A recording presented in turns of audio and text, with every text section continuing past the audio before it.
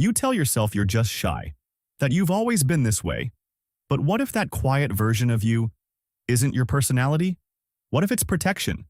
Because when you're about to speak in a group, your chest tightens, your mind goes blank, and something inside you whispers, "Don't risk it." Why does your brain treat simple expression like danger? You're not silent because you have nothing to say. You're silent because you're calculating. You scan the room.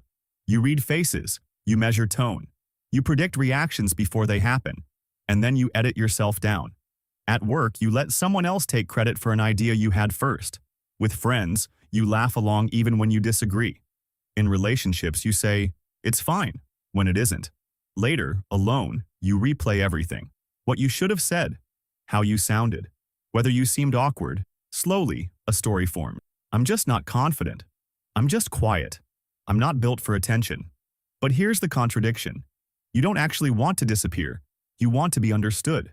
That tension, wanting connection but shrinking from exposure, isn't random. It's a pattern your brain learned. At some point, being fully expressive cost you something. Maybe you were criticized for being too much. Maybe your opinions were brushed aside. Maybe attention came with embarrassment. Your nervous system noticed, and it adapted. In behavioral psychology, this is reinforcement learning. If speaking up led to discomfort, your brain tagged it as risky. If staying quiet reduced pain, it tagged that as safe. The brain is not concerned with authenticity. It's concerned with survival. So it repeats what works.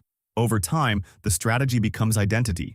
I'm shy is often just the label you give to a protection pattern that once kept you safe. But here's the problem. Strategies don't automatically update when your environment changes. They linger, like armor you forget you're wearing. And the armor doesn't know the war is over. When you're about to speak, your brain runs a threat scan. The amygdala, your emotional alarm system, checks for danger, not physical danger, social danger, rejection, disapproval, embarrassment. To your brain, exclusion has ancient meaning. For most of human history, being pushed out of the group meant losing safety. So even today, social rejection activates neural pathways similar to physical pain.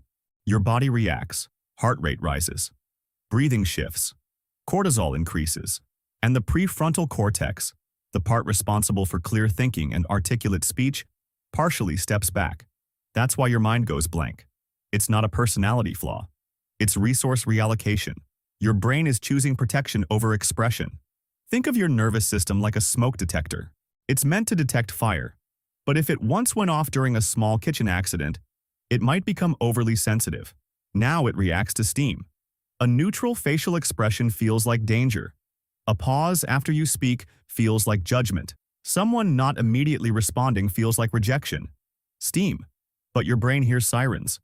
Over time, if you consistently choose silence, the neural pathway for silence strengthens. Neurons that fire together wire together. Silence becomes automatic. Speaking up feels foreign. And anything unfamiliar feels unsafe. So the cycle continues. You feel anxious. You stay quiet. You feel invisible. You call yourself shy. But what if you're not shy? What if you're guarded?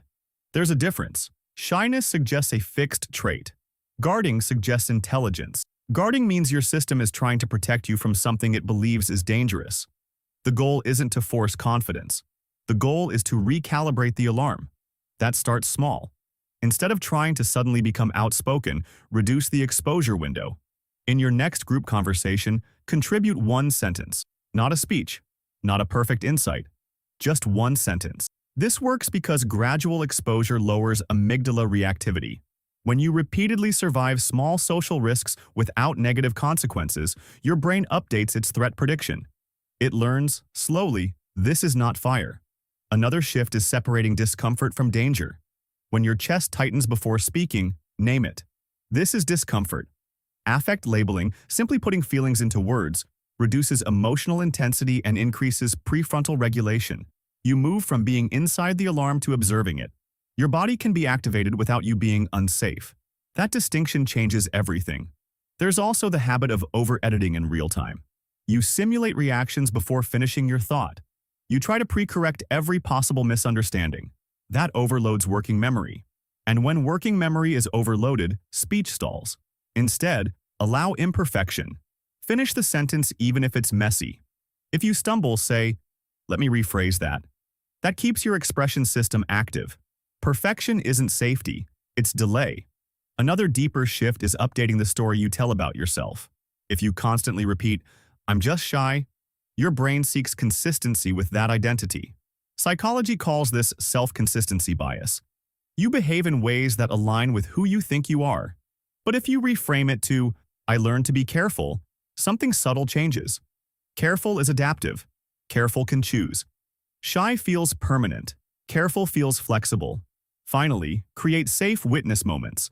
Share something slightly real with someone who has earned trust. Not dramatic, just honest. Instead of, "I'm fine," try, "I've been a little overwhelmed lately." When vulnerability is met with warmth, your nervous system records new data.